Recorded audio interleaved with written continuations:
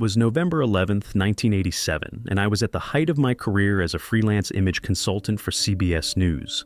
We were celebrating the end of a television series and my birthday. I became quite unwell. I started experiencing stomach pains and bleeding. I was diagnosed with what they thought was a stomach ulcer a few months ago, but I refused to take the treatment. I excused myself from the party and drove home. When I reached my front door, I slumped. I was bleeding on my carpet and suit. My digestive tract had exploded within. They eventually diagnosed me with ulcerative colitis. I called a buddy who took me to the emergency department. However, they refused to check me in because they believed I had AIDS. This was in the mid-1980s, and there was a lot of bad media coverage regarding the AIDS pandemic. I was shoved into a corner and left for dead. I'm not sure how long I remained there, perhaps an hour before someone spotted me. That night, a lovely nurse saved my life. She hurried me to the ER and ensured that the physicians took care of me. It seems like you were in critical condition. I was. By the time I arrived at the OR, I had lost so much blood in the previous 6 months that they couldn't keep the IVs in me. My veins kept exploding. While on the operation table, I saw the first tunnel as my consciousness faded in and out. It spun and rotated. I called it the bullseye. I had no idea what was going on or why I was experiencing this, but it seemed very genuine. I saw the physicians perform medical procedures in slow motion. They flipped me on my side and attempted to insert the IV into a portion of my lower back. That's when I went outside. I recall slipping into a black tunnel. It felt as if I was in a room filled with light and color. And then there was a snap, and all I saw was this black line. I felt myself staring down on my body from above. I could see the physicians, nurses, and anesthesiologists going over medical protocols. It was weird, but I didn't question it. I felt like something was linked to my solar plexus and sucking me down this tube. People I recognized greeted me at this tunnel, including relatives, friends, and family. I recall seeing Mrs. Bellamy, my third-grade teacher. But this was not the Mrs. Bellamy I knew from school. It was a younger and happier version of her. As I spun around this revolving tunnel, I started seeing mathematical equations, quantum physics code, geometry, and physics. And the great thing was, I understood everything. As an artist with a strong right brain, I found myself suddenly functioning on a left brain level, ingesting and understanding all these mathematical formulae. I wound up in the tree. It's difficult to convey, but I was sitting in this tree when I was approached by what I call an ascended master or angel. As an atheist at the time, I didn't believe in angels or God, so this was pretty startling. I received a life review. It began with my birth in a hospital and ended with my death. I watched everything in my life, including things I had forgotten about. In my life review, I recalled an incident from high school. My sister and I had lockers next to one other, and this was my birthday. She was saying, "Aren't you going to say how much you love me and how much you care for me?" I'm your best friend. I was embarrassed since my football mates were present. In the review, I could hear my thoughts at that moment. Just go away, my friends are watching. I walked away without saying anything further. That night, my sister was killed by a drunk motorist. It must have been terrible to relive. It was, but there was no verdict. I now realized I could have done better. What I realized was that the moments when we don't tell others how much we love and care for them are important.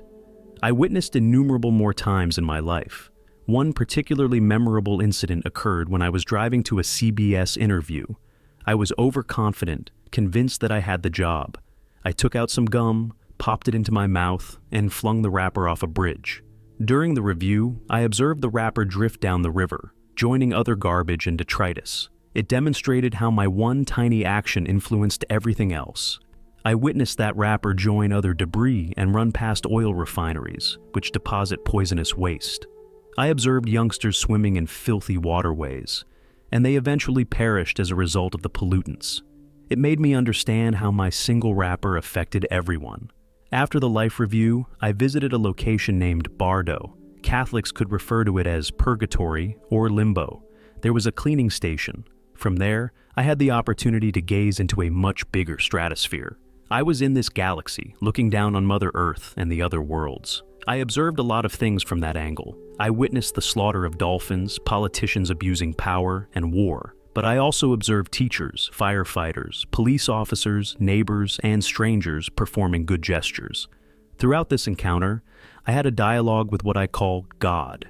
However, it was not the conventional figure with a beard and a white cloak. It was encircled by gold light pieces that resembled floating embers. Love was an ineffable sensation. Imagine the love you have for a pet or a lover, then magnify that by 10, then 10 more times. Even that doesn't begin to describe it. I was offered the option to go back. The voice replied, "Do you want to go back?"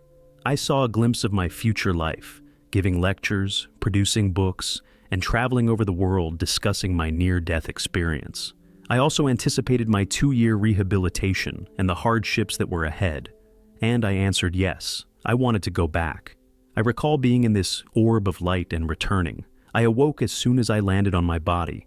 Apparently, I'd been asleep for 3.5 weeks. That altered everything. I returned with knowledge of my sickness and the side effects of the meds they were giving me. I also returned with enhanced intuition and psychic skills. I started to see spirits in the hospital. I could see the bodies of deceased patients, physicians, and nurses. There was a planet within the world. I began communicating with the ghosts. It must have been overpowering. It was difficult, particularly when many refused to believe me when I tried to explain my experiences. The nurses believed I was insane, but I knew what I had felt was genuine. Initially, few people believed me. I had a buddy who stayed with me during my hospital stay. I told her what I was seeing and experiencing. She assisted me by bringing herbs and vitamins that I felt I needed, despite the physician's reservations.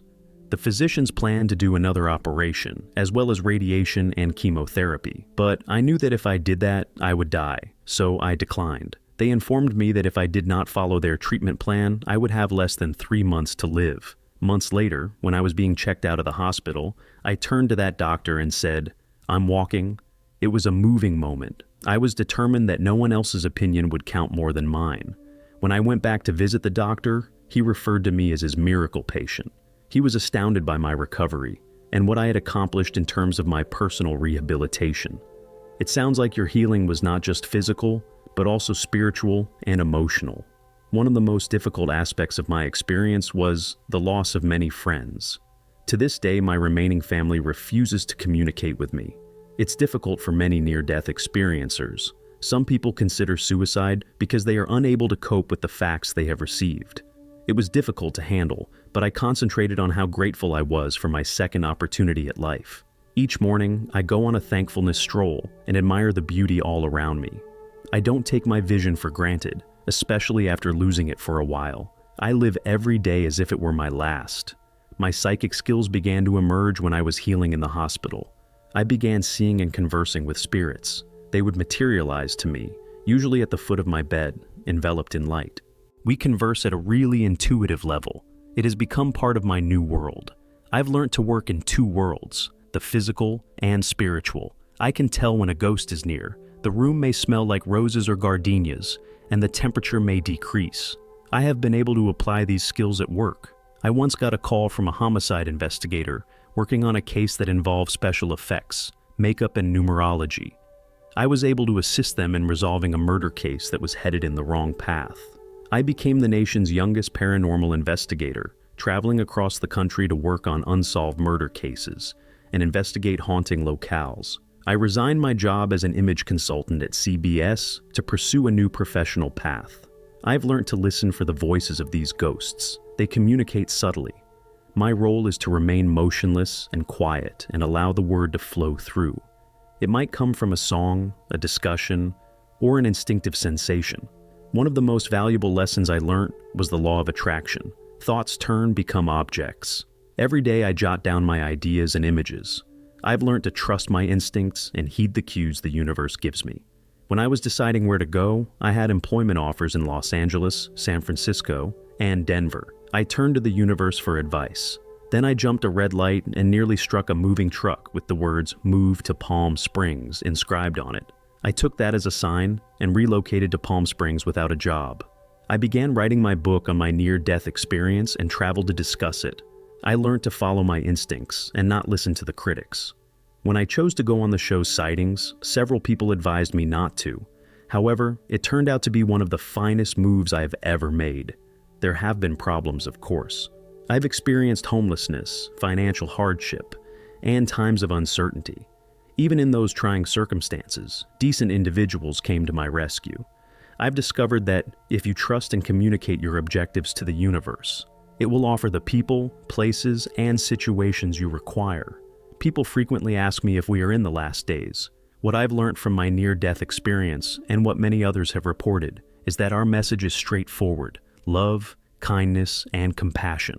Our civilization has reached an all-time low, and people are looking for answers. Our job is to show up and be decent people. What I discovered on the other side is that none of the categories we've formed, such as race, religion, or income, exist there. There is just spirit and the essence of love. Every day ask yourself, how can I contribute to the shift toward kindness and humanity? Consider how you might be of assistance. That is cosmic maturity. If we all approach life with this perspective, we can effect good change. Now, let's go a little further into certain areas of your experience. Seeing mathematical formulae and quantum physics dramatically changed my outlook on the cosmos. Prior to my encounter, I was a right-brain thinker, creative and intuitive, but not especially interested in science or math. However, during my NDE, I immediately grasped sophisticated mathematics and scientific topics that I had never studied. Well, I observed equations relating to quantum physics, such as the nature of time and space and the interconnection of all matter. I grasped ideas like entanglement and observer effect. It seemed as if the universe's fundamental rules were laid out before me. To some extent, this information has remained with me. While I can no longer pretend to be a physicist, I do have a profound intuitive grasp of how the universe works. It's as if I saw the basic code of reality. This encounter has prompted me to conduct further research on these themes since my return, and I'm frequently astounded by how much of what I witnessed rings true. It's helped me understand how interrelated everything actually is. Every action and idea has an influence on the whole. It's also taught me a deep reverence for the universe's intricacy and beauty. We are a part of something far greater and more complex than we can realize in our daily lives. It has made me extremely aware of my activities, even the little ones. I've realized that everything we do has ramifications, often far beyond what we can see. For starters, I'm a lot more ecologically concerned these days, but it goes beyond that. I aim to be nice in all interactions because I've seen how a simple act of kindness or unkindness may have far-reaching consequences. Seeing my sister in my life review reminded me to never take relationships for granted. I regret not showing my affection for my sister when I had the opportunity. I now make it a point to express how much I value the individuals in my life. I don't allow pride or shame prevent me from showing love and appreciation. I aim to approach each conversation with kindness and understanding. During my life review, I saw how frequently confrontations stem from misconceptions or unsaid sorrow. When I'm in a difficult circumstance with someone, I strive to look through their words or behaviors to the person beneath. We're all dealing with something, and a little kindness goes a long way. I moved from not believing in anything beyond the physical world to realizing that there is much more. However, it is not about religion in the classic sense. I experienced a global, all-encompassing love. I no longer believe in a judging God, but rather in a loving, nurturing cosmos that we are all a part of.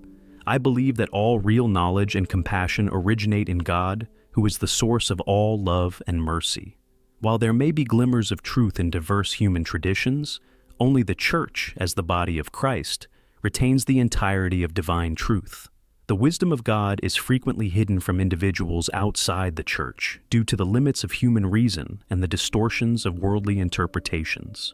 What I encountered was more than a mood or human theory. It was a deep contact with the real God, who has unified all things in Christ through his love. True oneness and comprehension are found not in abstract conceptions or nebulous spiritualities, but in the one who is truth itself. Our souls find peace and fulfillment only when we approach God in the way he has revealed to us, via the incarnation of his Son and the life of the Church, which is our communion with him.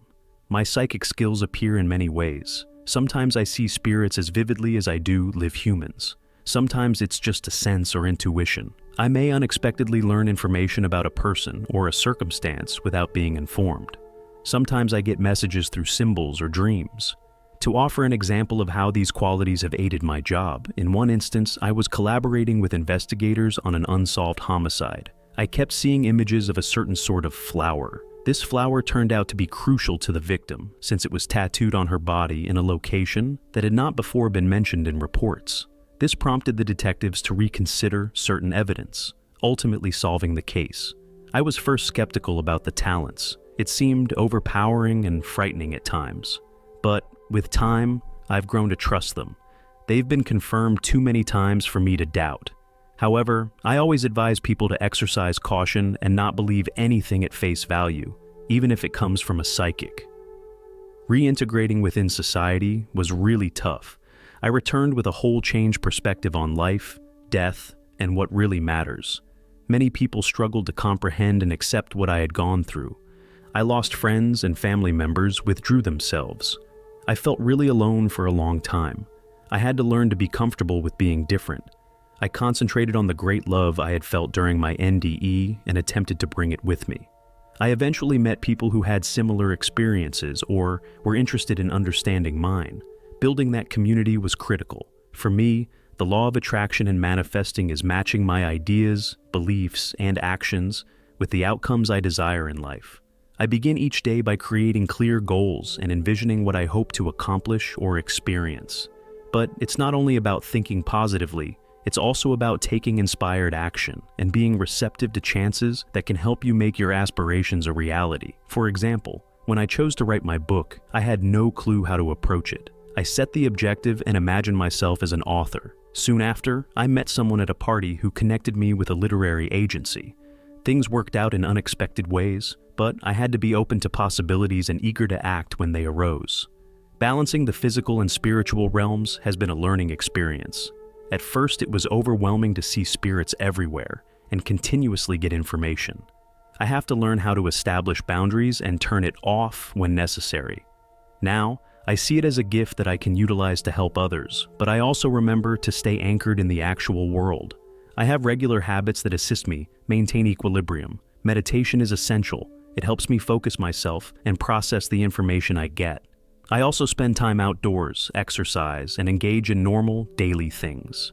It's crucial to remember that while we have access to spiritual realms, we're still here to live normal human lives. You've discussed the message of love and compassion that you brought back. It is not always simple to keep that perspective. I receive the same news and face the same obstacles as everyone else. However, my NDE provided me a larger viewpoint. I understand that what we see on the surface is not the complete picture. I try to focus on the positive that I see in others, on the tiny acts of generosity that occur every day. I encourage individuals to practice thankfulness every day. Concentrate on what is positive in your life, no matter how minor. Also, be the change you wish to see. If you want to see more compassion in the world, be nice.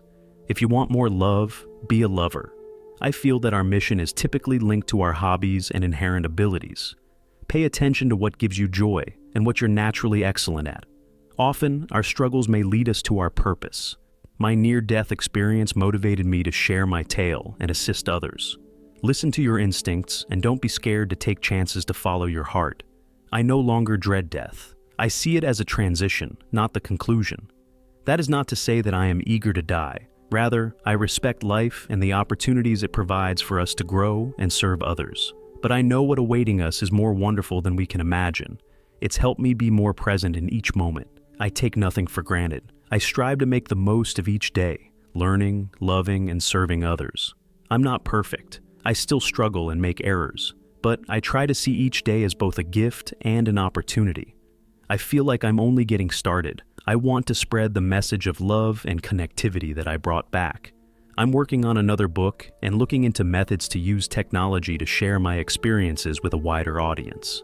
I am also particularly interested in the interface of science and spirituality, and I would like to collaborate more closely with scholars in these domains. Remember that you are deeply loved. You are part of something bigger than yourself. Don't be scared to be honest and follow your heart. Be nice to both yourself and others, and never underestimate the power of a single act of love or compassion. It has the potential to influence the world in ways you may never realize. Thank you for hosting me. It's been a joy sharing my experiences. I hope they provide comfort, hope, and inspiration.